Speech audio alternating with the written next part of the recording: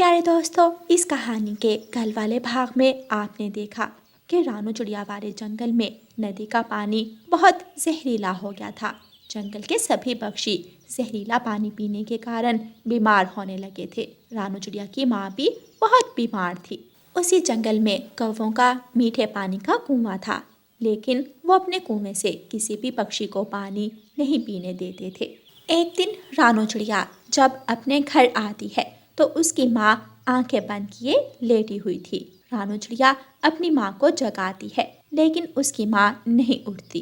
रानू चिड़िया बहुत ज्यादा रोने लगती है। अब देखिए आगे, रानू चिड़िया रोते हुए बुलबुल डॉक्टर के पास जाती है और बुलबुल डॉक्टर को बुलाकर अपने घर ले आती है। बुलबुल डॉक्टर रानू चिड़िया की माँ का चेकअप करती है।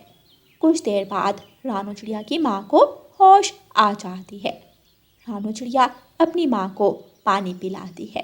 रानू, रानू मेरी बच्ची, मैं ठीक हूँ, तुम परेशान मत हो, मैं अब ठीक हूँ। रानो, तुम्हारी माँ को दवा की नहीं, सिर्फ साफ पानी की ज़रूरत है। साफ पानी से ही जिंदगी है। बुलबुल वहाँ से चली जाती है। रानू चिड़िया की जान में जान आती है।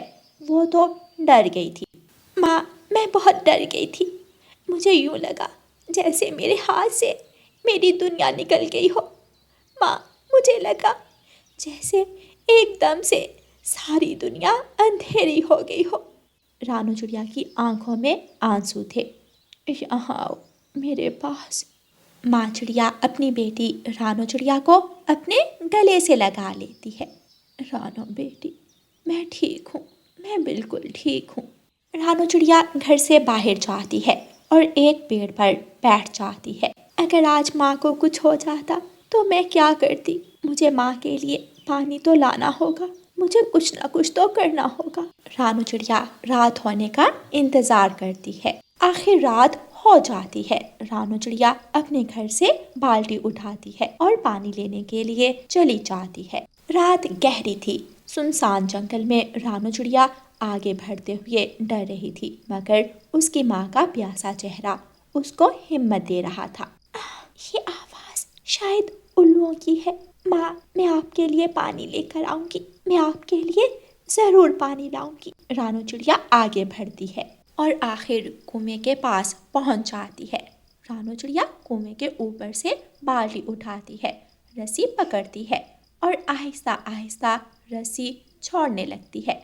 जैसे ही बाल्टी पानी में गिरती है, जोर की आवाज आती है। रानू चिड़िया एकदम कांप उठती है। कौन कौन है यहाँ? रानू चिड़िया को कालू कौवे की जोरदार आवाज आती है। मैंने कहा कौन है यहाँ? अंधेरे में कालू कौवे को कुछ नजर नहीं आ रहा था। रानू चिड़िया पानी की बाल्टी उठाती है और जल्दी से वहां से भागने लगती है। तेजी से उड़ते उड़ते वो दूर निकल आती है। जब वो घर पहुंचती है तो बाल्टी में सिर्फ चंद बूंद पानी ही बाकी बचा था। रानू चिड़िया परेशान हो जाती है। ऐ ऊपर वाले, ये सब क्या हो रहा है? सारा पानी तो रास्ते में गिर गया। ये क्या हो रहा है मेरे साथ? ऐ ऊपर वाले, मेरी मदद कर। रानू चिड़िया बहुत उदास हो जाती है। सुबह हो जाती है। रानू चिड़िया भाला उठाती है और जंगल की तरफ निकल पड़ती है। रानू चिड़िया एक जगह से मिट्टी खोदने लगती है। रानू चिड़िया के पंख दुख रहे थे, प्यास से गला खुश्क हो रहा था, मगर वो बिना थके काम करती है। पक्षी रानू चिड़िया को देख देख कर वहाँ से गुजर रहे थे। तोता वहाँ आता है। रानो बहन, ये आप क्या कर रही हैं? मिठू भाई, शायद आपको सुनकर अजीब लगे, लेकिन मैं कुआं बनाने की कोशिश कर रही हूँ। तोता हंसने लगता है। रानो, तुम तो लगता है पागल हो गई हो। अगर इस तरह हर कोई कुआं बना पाता तो हर दूसरी जगह कुआं देखने को मिलता। मिठू भैया, जो एक कुआं हमारे जंगल में है, आखिर उसको भी तो किसी ने बनाया ही है ना, तो हम कुआं क्यों नहीं बना सकते? अगर हम मिलकर काम करें तो हम ज़रूर कुआं बना लेंगे। हाँ रानो बहन, ये बात तो तुम्हारी ठीक है। अगर कुआं बन गया तो मुझे भी इतना महंगा पानी दूसरे जंगल से खरीदने नहीं जाना पड़ेगा। हम करेंगे, हम मेहनत करेंगे। मिठू तोता भी अपने घर जाता है। रास्ते में उसे कबूतर मिलता है। मिठू तोता सारी बात कबूतर को बताता है। रानू चिड़िया हमेशा कोई अच्छा काम करती है और कामयाब होती है। मिठू, मुझे उम्मीद है इस बार भी वो कर दिखाएगी सबको। मैं भी रानू चिड़िया की मदद करूँगा। मिठू भाई, आप चलो, मैं भी भाला लेकर आता हूँ, हम मिलकर काम करेंगे। कबूतर भी अपने घर जाता है और अपनी पत्नी लूसी कबूतरी को सारी बात बताता है। लूसी कबूतर को भाला देती है। कबूतर भाला लेकर रानू चिड़िया के पास जाता है। तोता भी वहाँ आ जाता है। रानू चिड़िया उनको देखकर बहुत खुश होती है। आहिस्ता आहिस्ता वहाँ और पक्षी भी जमा होने लगते हैं। मैं तो थक गया। ये तो बहुत मेहनत का काम है। ये बहुत मेहनत का काम है। रानू बहन, कुछ देर हम आराम कर लेते हैं। वो सब कुछ आराम करने के लिए वहाँ बैठ जाते हैं। सबको प्यास लगी थी मगर उनके पास पानी नहीं था। सत्यानाश हो इस गोरी और कालू का। अगर पानी दे देते तो इतनी मेहनत ना करनी पड़ती। वो सब फिर से काम पर लग जाते हैं। एक के बाद दो और दो के बाद 3 दिन गुजर जाते हैं। आखिर कुआं बन जाता है। सब पक्षी बहुत खुश थे। गोरी कौवी और कालू कौवा अपने कुएं के पास बैठकर रो रहे थे। ये कैसे हो सकता है? हमारा कुआं, हमारे कुएं का पानी खुश्क क्यों हो गया? कालू जी, प्यास से मेरा तो बुरा हाल है। हाय कालू जी, मुझे लगता है हमें उन छोटे पक्षियों की बददुआ लग गई है। गोरी कौवी और कालू कौवा अपने कुएं के पास बैठे रो रहे थे। दूसरी तरफ सब पक्षी ताज़ा मीठा पानी पीते हैं और खुश होते हैं। सब रानू चिड़िया की तारीफ कर रहे थे। गोरी कौवी और कालू कौवा भी वहाँ आ जाते हैं। रानो, मुझे माफ कर दो, हमने तुम्हारे साथ बहुत गलत किया। हमें माफ कर दो, हमें भी थोड़ा पानी दे दो। हम तो नीच जात के पक्षी हैं। हमारे कुएं का पानी पीकर तुम दोनों बीमार पड़ जाओगे।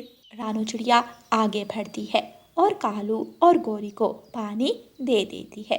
जो तुम दोनों ने किया वो मैं नहीं करूँगी। ये कुआं सबका है। सब इससे पानी पिएं और खुश रहें। गोरी और कालू कौवा बहुत शर्मिंदा होते हैं और अपने किए की पक्षियों से माफ़ी मांगते हैं। प्यारे दोस्तों, इस कहानी को लाइक, अपने दोस्तों के साथ शेयर और चैनल को सब्सक्राइब करना बिल्कुल मत भूलना। आपका धन्यवाद। कुकू और गुड़िया अपनी नानों के पास गए हुए थे। कुकू और गुड़िया खेलने के लिए बाहर गए हुए थे। कुकू भाई, चलो अब झूलों पर झूला झूलने जाते हैं। हाँ गुड़िया बहन, चलो, बहुत मजा आएगा। गुड़िया और कुकू उड़ते हैं और दूसरी तरफ बागीचे में फूलों के पास झूले में झूला झूलने लगते हैं। कितना मजा आ रहा है। हाँ गुड़िया बहन, नानों के पास आकर तो वापस जाने को मेरा दिल ही नहीं करता। मगर हमें शाम को ही घर वापस जाना है। और मजे की बात बताऊं, कल दिवाली का त्योहार भी तो मनाएंगे। वाह, फिर तो बहुत मजा आएगा। मैं अपने दोस्त को भी बुलाऊंगा। मगर ये मोनो है कहाँ? मैं यहाँ हूँ। मैं कब से तुम दोनों की बातें सुन रहा हूँ। कुकू और गुड़िया मोनो के पास जाते हैं। मोनो, आज हम वापस घर चले जाएंगे। तुम कल जरूर आना, हम बहुत मस्तियाँ करेंगे। हाँ कुकू, मैं ज़रूर आऊँगा और अपना रक्स भी तुम्हें दिखाऊंगा। फिर तो दिवाली का मज़ा और भी दुबाला हो जाएगा। मोनो, अब हम चलते हैं, तुम कल ज़रूर आना। ठीक है दोस्तों, मैं ज़रूर आऊँगा। गुड़िया और कुकू घर चले जाते हैं। गुड़िया, कुकू, तुम दोनों कहाँ रह गए थे? मैं कब से तुम दोनों का इंतज़ार कर रही थी। मम्मा, हम अपने दोस्त से मिलने गए थे और मम्मा, हमने उसे अपने घर दिवाली की भी दावत दी है। अच्छा बच्चों, ये तो तुम दोनों ने बहुत अच्छा किया। चलो अब जल्दी से नानू से मिल लो और फिर हम घर चलेंगे। गुड़िया और कुकू अपनी नानू के गले लगते हैं और फिर वो सब वापस घर के लिए उड़ते हैं। वो ऑटो स्टॉप पर जाते हैं। मम्मा, यहाँ तो कोई ऑटो नहीं है। गुड़िया बेटी, इन दिनों में सब पक्षी अपने घरों को जा रहे होते हैं, इसलिए ऑटो थोड़े बिजी होते हैं। वो देखो, ऑटो आ गया। वो सब ऑटो में बैठ जाते हैं और अपने जंगल की तरफ चले जाते हैं। उन्हें घर आते आते शाम हो जाती है। रानू चिड़िया घर चली जाती है और बच्चे अपने घर के बाहर ही बैठ जाते हैं। वही जग्गू कौवा आता है। तुम दोनों ने पूरी 3 छुट्टियां की हैं स्कूल से। बच्चू जी, तुम स्कूल चलो, फिर पता चलेगा तुम्हें टीचर बहुत गुस्सा हो रही थी। क्या सच जग्गू? हाँ सच। चलना जरा स्कूल, बहुत मार पड़ेगी तुम दोनों को। अच्छा बस करो, डराओ मत मेरे भाई को, हमारी मम्मा खुद ही बात करेंगी। तुम ज्यादा शौकीन ना बनो। चलो कुकू भाई घर चलते हैं। गुड़िया और कुकू अपने घर चले जाते हैं और जग्गू कौवा भी वहाँ से चला जाता है। कालू जी, कल हमारा घर सबसे ज्यादा सुंदर और आलीशान दिखना चाहिए। हाँ, सुंदर होगा सुंदर। सेठ कालू का घर कोई आम घर नहीं है, तुम चिंता ना करो। और हाँ, मिठाइयाँ भी बाहर से ही ले आना, मुझसे काम वाम नहीं होता इतना सारा। ठीक है, मैं ले आऊंगा।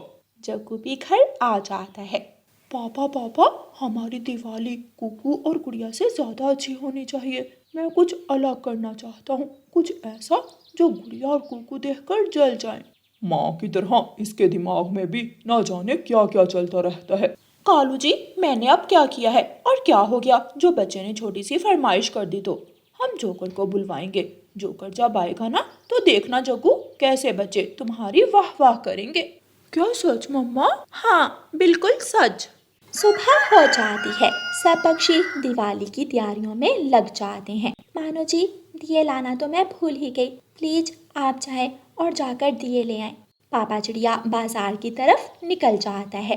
मम्मा, क्यों ना इस बार हम अपने घर को फूलों से सजाएं? आइडिया तो बहुत अच्छा है, मगर फूल कहाँ से आएंगे? हम लाएंगे फूल, मुझे पता है फूल कहाँ से। ठीक है बच्चों, ले आओ, मगर जल्दी घर वापस लौट आना। गुड़िया और कुकू टोकरी उठाते हैं और फूल लेने के लिए निकल जाते हैं। कुकू और गुड़िया जा रहे थे कि रास्ते में उन्हें छोटा मिट्ठू मिल जाता है। गुड़िया कुकू, तुम दोनों कहाँ जा रहे हो? हम फूल लेने के लिए जा रहे हैं, आ जाओ तुम भी। मैं अपनी मम्मा से पूछ कर आता हूँ, रुको तुम दोनों, जाना मत। ठीक है, मगर जल्दी आना। कुकू जल्दी से अपने घर जाता है। मम्मा, मैं यार कुकू के साथ फूल लेने चला जाऊं? हाँ बेटा चले जाओ, मगर ज्यादा दूर मत जाना। छोटा मिट्ठू खुशी खुशी घर से निकलता है। कुकू भाई, यहाँ छुप जाओ, मिट्ठू को लगेगा हम चले गए। गुड़िया और कुकू हंसते हुए झाड़ियों में छुप जाते हैं। मिट्ठू तोता वहाँ आता है। कहाँ गए? चले गए गुड़िया कुकू, मैं तो जल्दी जल्दी आ गया, फिर भी दोनों मुझे छोड़कर चले गए। मिट्ठू उदास मन के साथ वहाँ बैठ जाता है। कुकू और गुड़िया एकदम से झाड़ियों से निकलते हैं और छोटे मिट्ठू को डरा देते हैं। ठा, ठा, तुम दोनों ने तो मुझे डरा ही दिया, मुझे लगा तुम दोनों चले गए। हम तो मजाक कर रहे थे तुम्हारे साथ, चलो अब चलते हैं। फिर गुड़िया कुकू और छोटा मिट्ठू फूल लेने चले जाते हैं। रानू चिड़िया घर में साफ सफाई को लगी हुई थी। गौरी कवि भी अपनी नौकरानी से घर का काम करवा रही थी। जल्दी करो जल्दी, सब एकदम शीशे की तरह चमका दो। जी मालकिन। कालू कौवा हलवाई से तरह तरह के पकवान बनाने में मसरूफ था। पापा, जोकर कब आएगा? आ जाएगा, धीरज रखो। जग्गू कौवा घर से थोड़ी दूर बैठकर जोकर का इंतजार करने लगता है। मोनो वहाँ से गुजर रहा था कि जग्गू की नजर उस पर पड़ जाती है। बहुत सुंदर पक्षी है ये, और इसमें तो जोकर से ज्यादा प्यारे प्यारे रंग हैं। इसे तो मैं अपने घर लेकर जाऊंगा और पिंजरे में कैद करके रखूंगा।